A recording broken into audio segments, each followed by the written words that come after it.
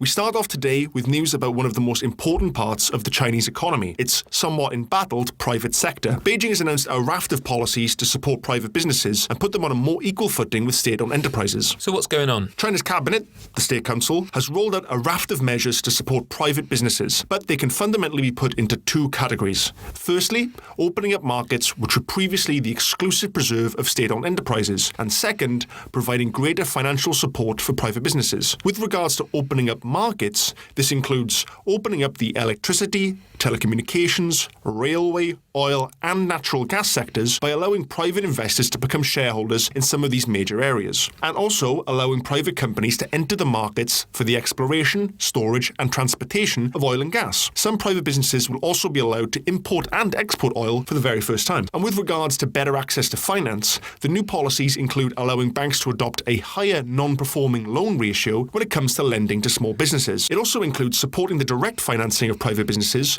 including by encouraging them to be listed on China's newish Nasdaq-style technology board in Shanghai, and by supporting bond sales and debt-to-equity swaps. So these all sound like big developments, especially opening up the markets for natural resources. What's prompted this? Well, as always, all roads lead to the US-China trade war and to the slowing Chinese economy. It's no secret that the trade war and ongoing tariffs have really hit demand for Chinese exports, and economic growth is at the slowest level since the early 1990s. There's also the additional issue that Beijing has been waging a campaign against the country's shadow banking industry, and this has really hit private companies' ability to get access to credit. Put all these things together, and it's tough times for private companies, with some sectors experiencing record bankruptcies and defaults. So Beijing is reacting to a real need here. So why is this your lead story, Josh? Well, we often cover stories about China's state-owned enterprises, especially because they're so big. But private businesses are by far the biggest source of jobs. The private sector accounts for 80% of urban employment, and it's responsible for 9 out of every 10 new jobs created across the country. Private enterprises also account for 50% of the country's tax revenue